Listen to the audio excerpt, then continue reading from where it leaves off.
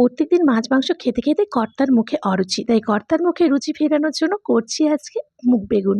ডালটাকে অনেকক্ষণ ভিজিয়ে রেখেছিলাম। এখানে বাড়িতে ২ চামচ দই, ধনে গুঁড়ো, জিরে গুঁড়ো, হলুদের গুঁড়ো, লঙ্কার গুঁড়ো এবং গরম মসলা ভালো করে একটা পেস্ট বানিয়ে নিলাম। বেগুনটাকে এইভাবে কেটেছি। আদা বাটা, টমেটো কুচি, ধনেপাতা, এলাচ, লবঙ্গ, দারুচিনি। বেগুনে নুন ব্যবহার করব না, শুধুমাত্র হলুদ দিয়ে বেগুনটাকে ভালো করে ভেজে তুলে নেব।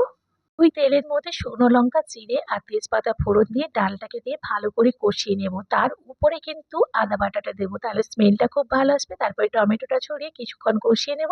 পরিমাণ মতো লবণ দিলাম আর কিশমিশ ছড়িয়ে দিলাম। দইয়ের যে পেস্টটা বানিয়েছিলাম সেটা দিয়ে একটু অল্প জল দিয়ে কিছুক্ষণ ঢাকা দিয়ে ডালটা সেদ্ধ হলে উপর থেকে চিনি ছড়িয়ে দেবো। তারপরে বেগুনটা দিয়ে ধনেপাতা ছড়িয়ে দিয়ে উপর থেকে একটু ঘি ছড়িয়ে দেবো। নিরামিষ এই মুগ বেগুন খেতে হয় অসাধারণ। তোমরা একবার বাড়িতে ট্রাই করো। আর ডেকোরেশনের জন্য ধনেপাতা ছড়িয়ে দিলাম। হয়েছিল না ফাটাফাটি।